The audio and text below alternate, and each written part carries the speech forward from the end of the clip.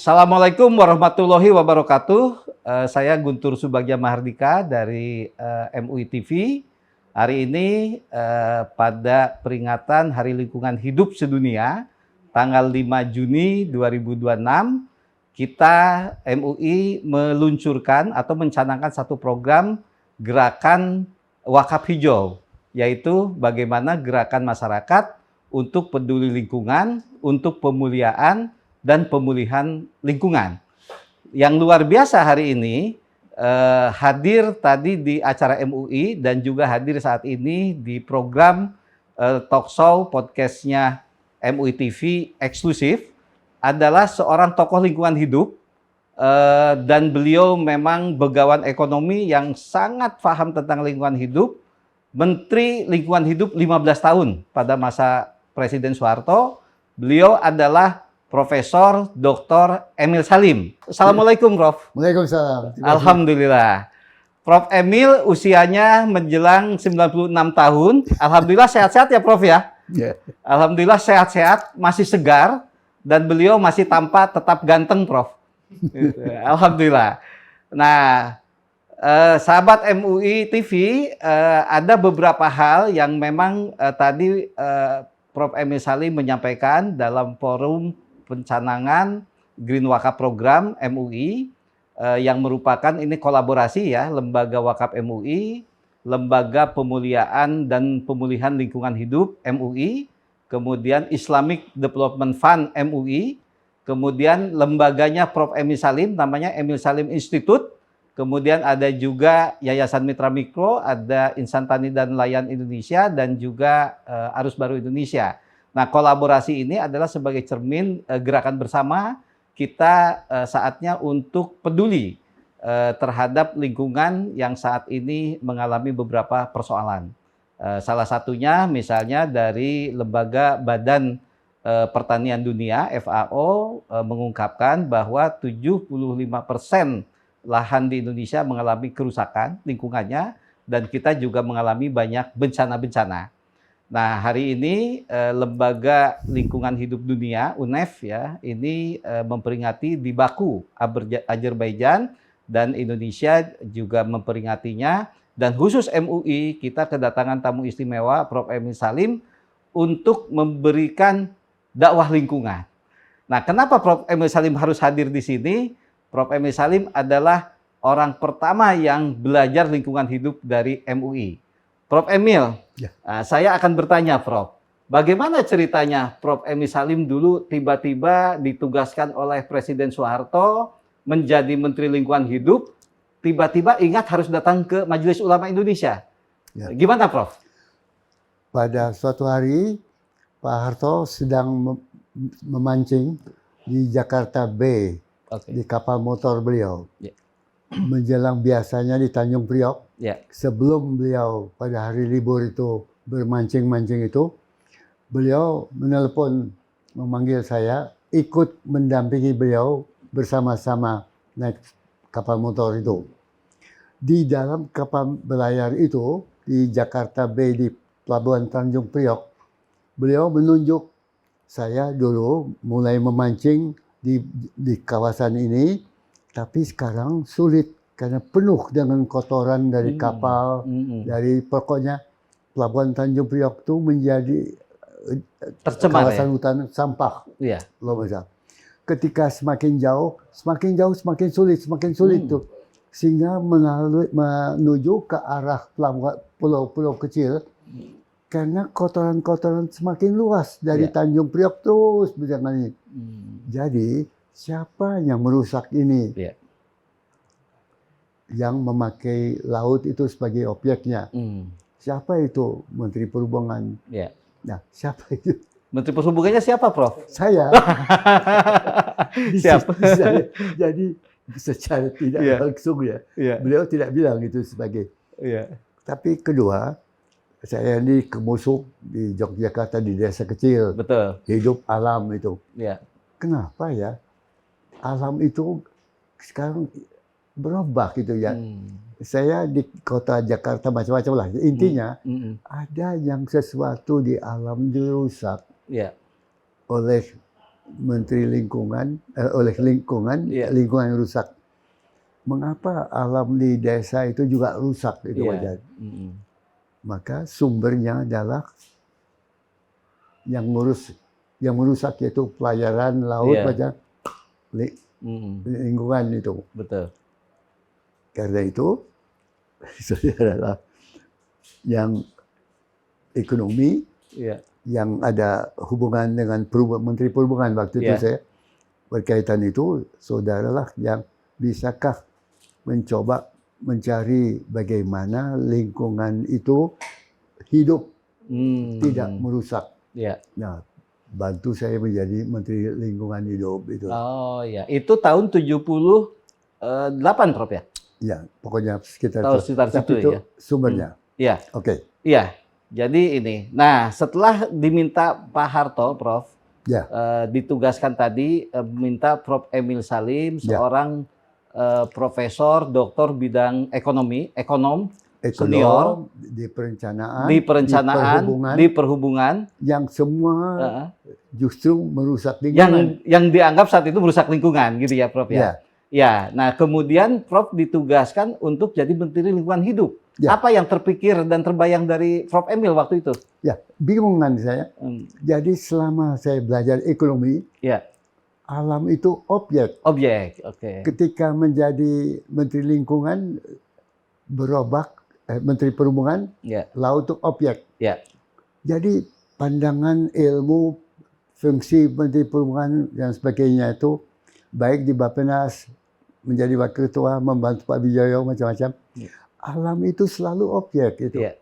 Tiba-tiba menjadi Menteri Lingkungan. Menteri Lingkungan. Kan jungkir balik. Yang harus melindungi alam ya. Ya, alam. Ya. Yang saya tidak mengerti. Ya. Maka apa pangkal pikiran itu ketika merenung kita di rumah, ya sebagai orang Islam yang orang latar belakang budaya Minang, ada alam terkembang jadi guru. Jadi guru. Ya. Di Quran ada surat Ar-Rum, telah tampak kerusakan di muka bumi karena ulah tangan manusia.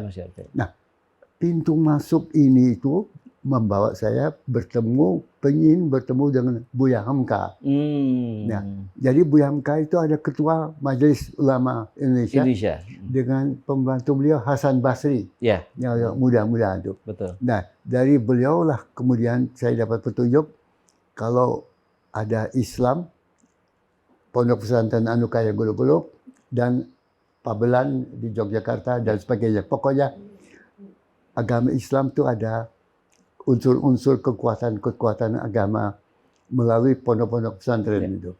Dan kedua, ada agama yang dari Katolik, ada namanya Pater Bolen. Pater Bolen itu di Maumere. Maumere ya. Nah, Maumere itu kering gersang, Bung. Ya. Jadi ketika saya ke sana itu, apa yang saya lihat itu tanah kering gersang itu dengan hujan itu mengalir terus ke laut, tidak mengendap ke tanah. Nah, Pater Bolen membuat teknik teras bangku namanya. Jadi tanah itu seperti teras bangku berteras. Betul. Yang ditanam lam torgung namanya. Lam torgung ya. Ya. Jadi pengalaman Pondok Pesantren Unayah Gulu-Gulu, pengalaman dengan Kiai Haji Mursyid, pengalaman dengan Pater Bolen yang menunjukkan bagaimana penganut gereja Katolik itu membuat tanah di Maumere itu berteras-teras dengan lam torgung, membawa bahwa agama itu adalah kunci satu menjadikan alam itu hidup itu. Jadi kunci ya. Maka apa yang timbul ini, alam ini tidak lagi objek, tetapi subjek. Nah, itu berubah kan sebagai dosen fakultas ini, alam itu objek yang di bola yang kita tendang-tendang, dieksploitasi ya, Prof ya. Gali, pohon yang kita tebang, hutan produksi, ini macam-macam lah. Tiba-tiba ada pandangan, yaitu subjek itu.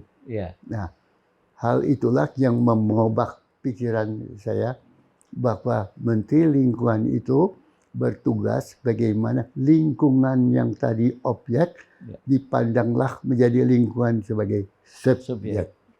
Nah, di sanalah membuka pandangan saya bagaimana menjalankan hal ini, dan anehnya sulit dengan teman-teman di pemerintahan, karena pemerintahan lain semua melihat alam objek. Menteri Pertanian, Menteri Perindustrian, Menteri macam-macam tuh. Yang kemudian memperkenalkan sebagai subjek adalah agamawan dan organisasi non pemerintah, LSM. Nah, jadi ada dua kelompok yang saya tidak kenal, yaitu kelompok lingkungan, agamawan, dan kelompok LSM yang mempunyai pandangan pencinta alam, pencinta lingkungan, pencinta hewan, pencinta macam-macam itu. Nah, dua itulah membentuk sikap perilaku mengembangkan lingkungan hidup. Prof, setelah ketemu Buya Hamka, Ketua Umum MUI, Prof dikasih wawasan baru tentang lingkungan hidup. Setelah itu Prof datang ke pesantren-pesantren itu ya Prof ya? Sampai menginap segala. Setelah ketemu Buya Hamka, Ketua Umum MUI, Prof kan dikasih wawasan baru tentang lingkungan hidup yang ada di Quran. Nah, kemudian Prof langsung ikut ke pesantrennya Prof ya? Berkunjung, menginap segala di sana ya? Jadi melihat bagaimana pesantren menjaga lingkungan. Dari Buya Hamka itulah memberi petunjuk, pergi ke Pondok Pesantren Nukayak, pergi ke Maumere, Patebolon. Dari sana. Dari Buya Hamka itu ya? Jadi begitu mendapat perintah Presiden menjadi Menteri Lingkungan, Hamka dulu saya ketemu yang didampingi oleh Hasan Basri. Nah, Hamka ambil buku kitab Quran surat Ar-Rum. Nah, itu membawa dia, kau kunjungi Pondok Pesantren Anukayah Golok-Golok Madura. Mengapa Madura? Kalau sudah tahu Madura itu kering gersang, ya, tetapi ada sudut yang hijau. Di sana ada pondok pesantren itu. Nah, kenapa kemudian ke Maumere itu? Karena ada Patebolon Katolik yang merubah alam gersang menjadi sumber penciptaan danau lain. Gitu. Iya, luar biasa, Prof. Nah, melihat kondisi sekarang, Prof, kan sekarang banyak terjadi kerusakan alam, banyak terjadi bencana. Industri yang mengeksploitasi alam sudah sangat besar sekali. Pandangan Prof bagaimana Prof, dan apa yang harus dilakukan yang terjadi saat ini? Jadi kan ada bencana di Sumatera, Aceh, Sumatera Utara, macam-macam. Yang timbul pertanyaan, kok masih ada kerusakan itu? Kenapa ada banjir-banjir di Jawa? Begitu, kenapa gitu? Apakah apa semangat yang ditanam ketika menjadi Menteri Lingkungan yang menyebabkan itu? Kenapa kok luput itu? Nah, disitulah timbul pertanyaannya, bagaimana ya pola pembangunan itu berwawasan lingkungan bisa juga dikembangkan pada instansi-instansi lain, Bappenas, Menteri Pertanian, Menteri Perindustrian, Agraria, Dalam Negeri dan sebagainya itu. Yang ketika itu presidennya Pak Harto yang justru menanamkan wawasan lingkungan pada saya itu, yang kemudian saya mungkin menularkan ke teman-teman menteri lainnya. Apakah mungkin apabila Menteri Lingkungan sekarang atau sebagainya dapat pula meniru agar Presiden Prabowo itu juga mengacu kepada pandangan dari Presiden Soeharto yang mempunyai wawasan lingkungan, padahal Pak Harto itu militer, ABRI, bukan ahli lingkungan. Tetapi kenapa ada wawasan? Karena beliau hidup di Kemusu, desa, hobinya mancing laut. Ini ada Prabowo, itu Presiden juga. Nah, ada pembantu-pembantunya. Bisakah pembantu-pembantu itu ikut merasakan seperti saya, merasakan bahwa pesan seperti pembantu Presiden yang saya terima dari atas, nah bagaimana menjadi juga sebagai wawasan untuk Pak Prabowo maupun ke teman-teman di departemen masing-masing. Jadi Menteri Dalam Negeri, Bappenas, Menteri Keuangan, Menteri Kehutanan mempunyai wawasan-wawasan. Betul. Menteri Pertambangan juga ya, Prof ya. Betul. Jadi intinya Prof sampaikan bahwa kerusakan lingkungan saat ini perlu ada kebijakan atau perubahan mindset dari menteri-menteri terkait ya, Prof. Bagaimana memiliki wawasan dan bisa belajar ke sumber-sumber yang sebenarnya nilai-nilainya ada di agama tadi, Prof. Ya, jadi mindset yang sekarang itu kenapa tidak berlanjut dari kemarin itu? Oke, ya. Itu intinya. Yang fondasi yang sudah dibangun 15 tahun ya, Prof ya. Ya. Zaman Pak Harto, kenapa sekarang tidak berlanjut? Artinya ada pengikisan, ada degradasi moral, ada penurunan ya, Prof ya. Ada sesuatu yang missing dia. Ya. Di zaman Pak Harto justru lingkungan yang tidak dikenal oleh saya sendiri sebagai ekonom, sebagai Menteri Perhubungan yang melihat alam itu sebagai objek, ini yang mengajar saya agar alam jadi subjek melalui pemahaman agama, baik Islam maupun Katolik dari Maumere maupun Buya Hamka Pondok Pesantren itu. Nah, sekarang kita pada tahap kedua, di mana kita tidak lagi di pemerintahan ya, tapi jiwa kan sama. Ada presiden latar belakangnya seperti Pak Harto, ada menteri-menteri yang ahli-ahli macam-macam. Apakah mungkin hal yang sama seperti yang mengisi Pak Harto sebagai militer, menunjuk orang yang ekonom menjadi justru ke lingkungan, bagaimana keadaan menteri-menteri lain, antara lain Menteri Lingkungan sekarang, yang latar belakangnya organisasi buruh, bagaimana teman-teman Menteri Kehutanan, Menteri macam-macam itu mempunyai visi yang kemudian bisa menerima aspek lingkungan yang tadi belum dikenal waktu saya jadi menteri itu. Jadi fungsi Menteri Lingkungan nampaknya, apabila menteri-menteri lain di atas itu belum memahami ini, bisakah Menteri Lingkungan tersebut memasukkan dimensi itu kepada teman-teman menteri-menteri lain agar pemerintahan sebagai total, pemerintahan satu tim mempunyai visi yang sama, pembangunan berwawasan lingkungan. Ya, dulu zaman Pak Harto isu lingkungan isu baru, Prof. Ya, sekarang dunia kan sudah bicara semua lingkungan. Ya. Itu artinya semestinya menteri-menteri ini sudah lebih mudah ya, Prof ya, bagaimana melakukan pembangunan dengan konsep wawasan lingkungan. Nah, sekarang melanjutkan Prof dan juga Buya Hamka, Ketua MUI waktu itu punya pemikiran yang luar biasa terhadap lingkungan.